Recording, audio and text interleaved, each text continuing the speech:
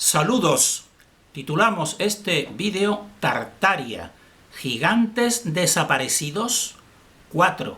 Tartaria, comprensión simple, profunda, número 40.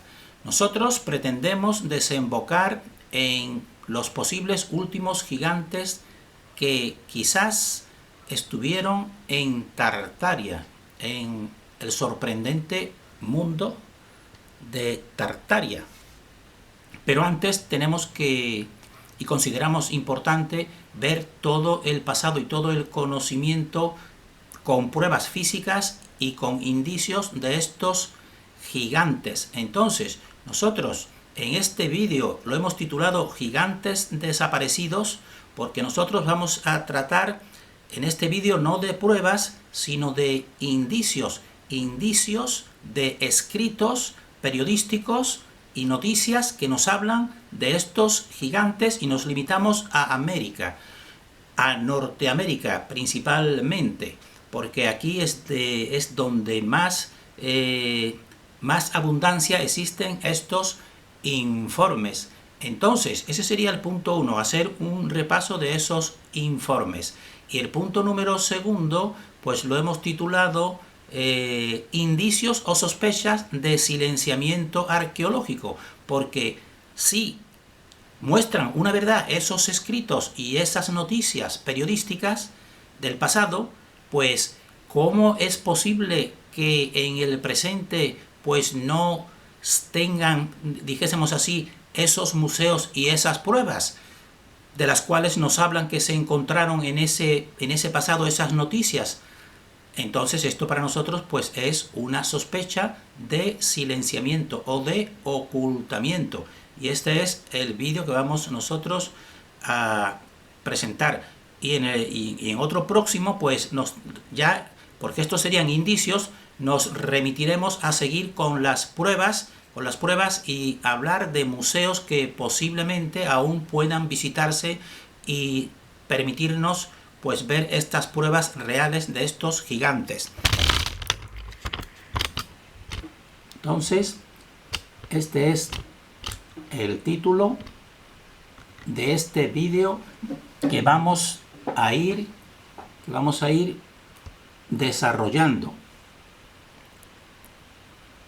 Entonces, vamos a hablar de Norteamérica, como hemos dicho, y en esa zona pues están los montículos que aportan mucho conocimiento sobre estas osamentas que se fueron encontrando y de las cuales pues nos dan noticia esos periódicos. Serían los huesos gigantes de los constructores de montículos en Estados Unidos. Y aquí, como están viendo, este título, Historia del Condado de Erie, volumen 1 de Warner Bears, en 1884. Entonces, esto ya no es un informe periodístico, sino es incluso un estudio y un libro hecho con todas esas noticias de esas fechas de 1884.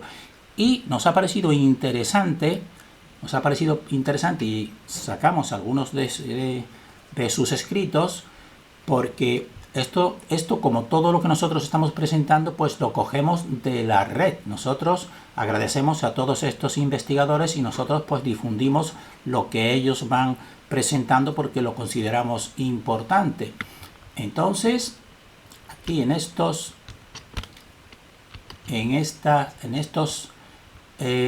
libros, en este libro de este condado, pues la persona puede pausar y quizás pues leerlo con más atención. Nosotros vamos simplemente a destacar lo que consideramos que a nosotros nos parece más interesante, pues cuando se realizan obras como aquí la construcción de la carretera de Filadelfia y Erie, y pues pasa a través de una granja que nos lo están diciendo aquí. Entonces estaba ampliando y se excavó, nos dicen, otro depósito de huesos, es decir, otro, porque esto era frecuente, y se depuso sumariamente como antes, arrojado a una zanja vecina. Entre los esqueletos se encontraba uno de un gigante, al lado de uno más pequeño, probablemente el de su esposa. Los huesos de los brazos y las piernas de este Goliat nativo americano eran aproximadamente la mitad más largos que los del hombre más alto entre los trabajadores. El cráneo era inmensamente grande, la mandíbula inferior se deslizó fácilmente sobre la cara y los bigotes de un hombre con la cara llena, y los dientes estaban en perfecto estado de conservación.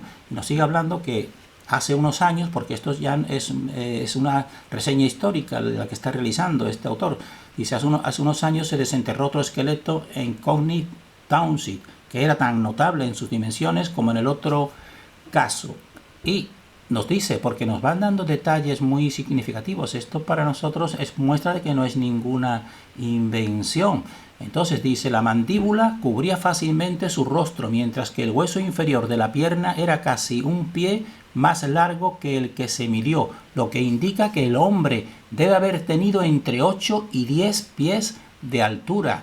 8 pies vienen a ser 2,40 de alto, y 10 pies pues unos 3 metros de altura. Entonces esto es muy revelador, como nos viene diciendo. Pero nosotros también sacamos aquí un detalle, entre todos los que nos van diciendo que la persona puede pausar y leerlo, es que también, dice, entre otras curiosidades se encontró, porque nos hablan de reliquias de una época anterior, han sido reunidas en esa sesión, y dice, entre otras curiosidades se encontró un reloj de bronce que era tan grande como un platillo común. Entonces este detalle nos dice a nosotros que muchos de estos gigantes pues no eran primitivos como de estilo indios, estilo las poblaciones que nos dicen nativas en sentido primitivo, porque tenía un reloj de bronce que era como un platillo común. Entonces esto para nosotros es muy revelador, nos dice a nosotros, nos lo sugiere, es que han estado realmente conviviendo con el humano y con toda la tecnología del humano, es lo que nos dice a nosotros este detalle. Nos sigue hablando pues todos esos descubrimientos, como también según un antiguo cementerio en 1820 en la tierra, donde dice su dirección, dice, lo que creó una gran sensación ese momento y desenterró algunos de los huesos, dice, y todos indicaron una raza de seres de inmenso tamaño. Esto es la historia del condado de Erie, volumen 1 de Warner Beer, 1884. Entonces nosotros ya, habiendo tenido pruebas físicas que tenemos, como hemos visto en vídeos anteriores, pues estos indicios para nosotros le damos mucho más valor, le damos confiabilidad. Entonces ponemos aquí para que vean, porque en todo esto sería la cultura de los montículos, y aquí en Wikipedia pues nos habla algo de esta cultura de los montículos, pero simplemente tratándola como un caso curioso de los nativos, de los antiguos nativos simplemente americanos. Pero aquí paralelamente, investigadores independientes pues descubren, como estamos viendo aquí, abundantes testimonios en la prensa del pasado, que no es uno ni dos, sino están viendo todos estos periódicos que todos nombran y todos van nombrando pues esos descubrimientos. Y por eso nosotros hemos dicho gigantes desaparecidos, es decir, se hace un silenciamiento, es nuestra opinión, porque todo esto no puede ser una invención de todas estas noticias. Nosotros vamos a presentar algunas, simplemente alguna pequeña muestra. Entonces, uno de estos primeros registros sobre un esqueleto gigante nos dice que se produjo en el desaparecido, el nombre del periódico de Weekly Democratic Statesman, el 12 de abril de 1883. Pues vamos a ir yendo unas cuantas fechas de más antiguas a más recientes, donde se aseguraba que Mr. John Emmer, empleado del despacho de etnología del Smithsoniano, porque el Smithsonian, pues como vemos, quizás tenga, y eso es hay grandes sospechas, que es uno de los posibles artífices de la no difusión. Entonces nos dice que exploró un montículo en el que se encontró, entre otras cosas, un esqueleto gigante de un indio.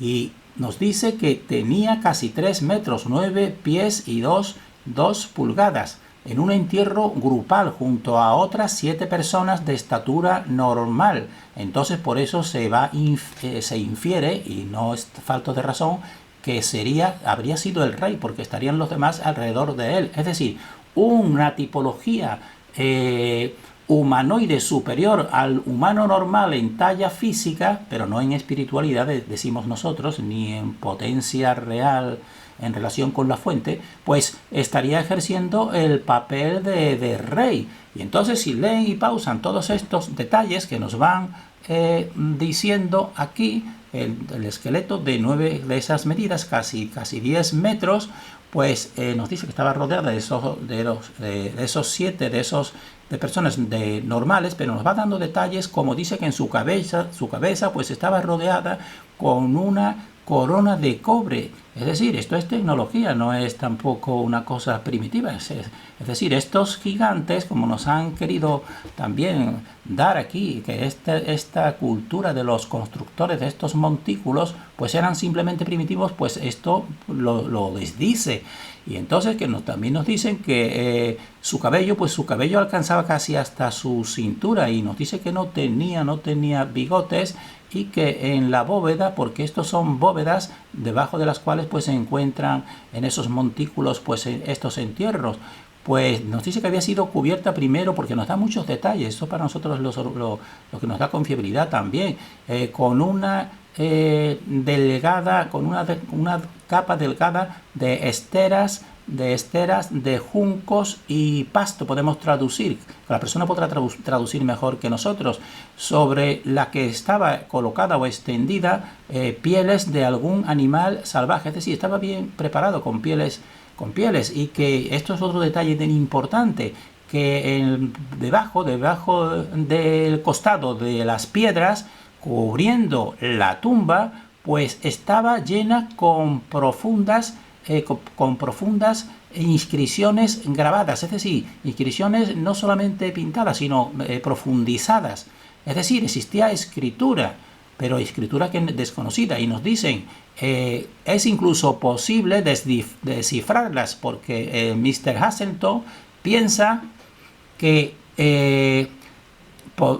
sería confiable en el pasado prehistórico del hombre en América. Es decir, nos está diciendo descifrar estas escrituras, pues nos daría un conocimiento del pasado del hombre en América. Por eso estos son detalles muy importantes. Tenían tecnología, tenían el bronce, tenían el cobre, tenían escritura y detalles muy significativos. Y seguimos en el tiempo, más adelante, que estamos avanzando hacia eso, ya más adelante, en 1856, pues aquí existe otro informe, que viene a decir que tiene unos 10 pies, el entorno pues tiene unos 10 pies, que serían unos 3 metros. Y más adelante aún, en 1871, pues aquí la persona puede pausar, porque hay muchos detalles, como el que nos dicen aquí, que el fémur solamente del gigante encontrado era tan largo como el pie de un hombre ordinario, es decir, el doble. Y entonces por eso nos dice pues probablemente pues tendría unos 8 o 9 pies. 9 pies son 2,70 metros, casi 3 metros. Entonces, y siguiendo avanzando, vemos aquí también en 1882 pues otro de estos informes, estamos cogiendo solamente unos cuantos, que nos dice una calavera de un tamaño heroico. Entonces nos dice, esto era evidentemente un gigante, que cada persona pues pause y lea, viene más interés. Y ahora hemos dicho que hemos dado una breve muestra de la cantidad de informes periodísticos, sobre todo en América. Nosotros pensamos que esto es así porque el pueblo que llegó a América, más reciente, podemos decir, una inmensa mayoría, pues no todos podían seguir una agenda. La agenda después se va imponiendo desde arriba. Entonces, pues por eso se manifiestan de un modo claro y abierto en un principio, pero después pues viene el silenciamiento, como nosotros vamos a ir exponiendo, de una cúspide de la pirámide, pues dice, bueno, pues ahora vamos a ir silenciando. Y aquí tenemos un ejemplo de lo que nosotros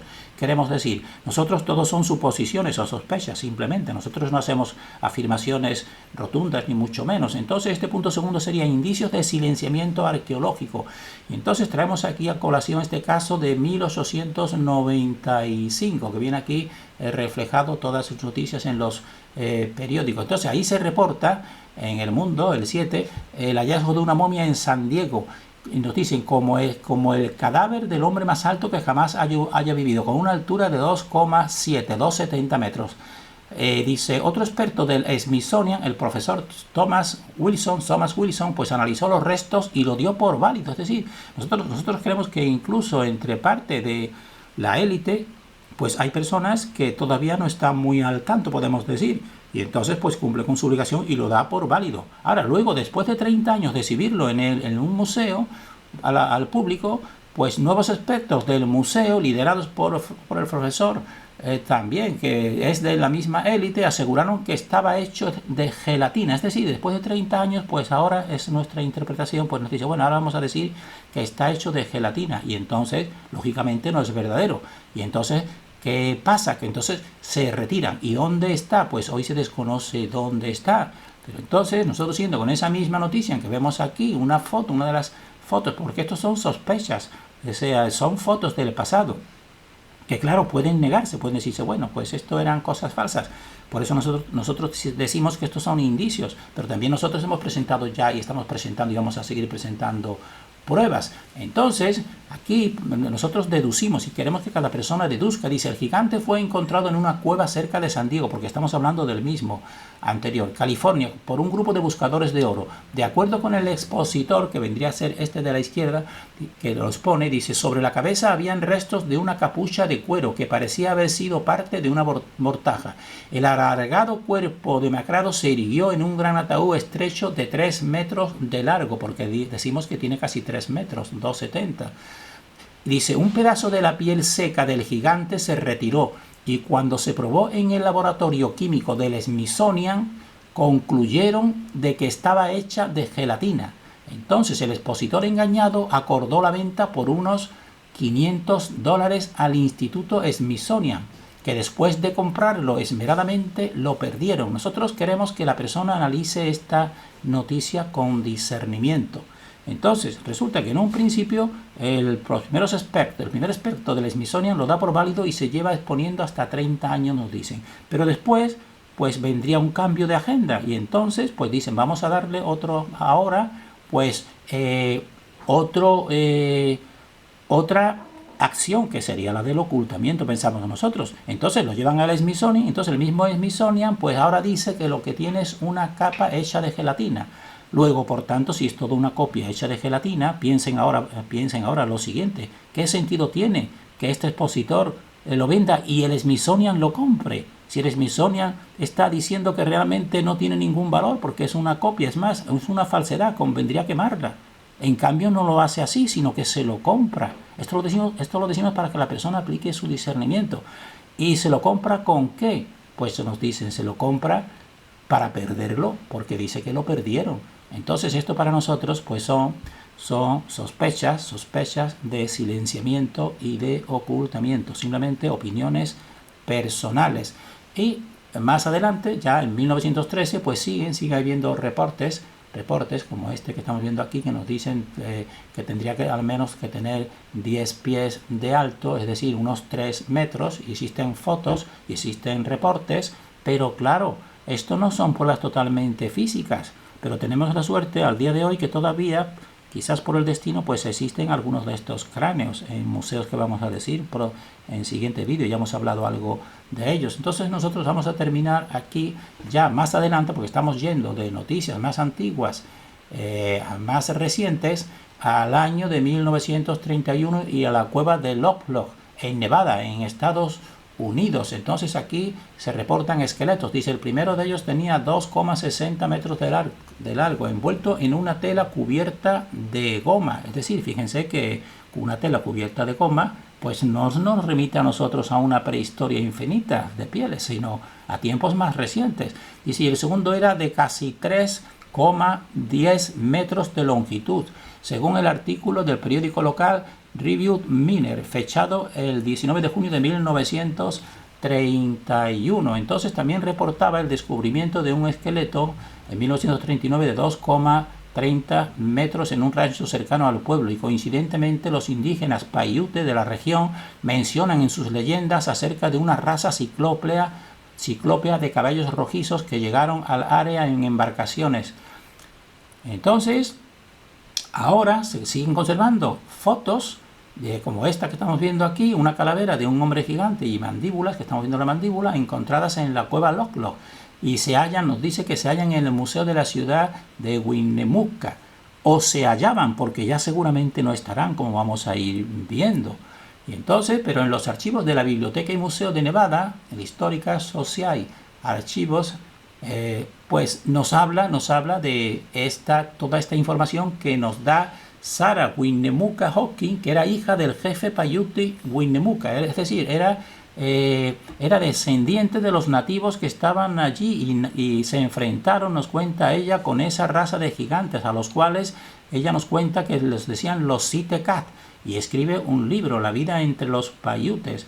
En 1883 fue publicado y ella cuenta todo lo que le contaron sus antepasados, que dicen que ellos fueron los que terminaron.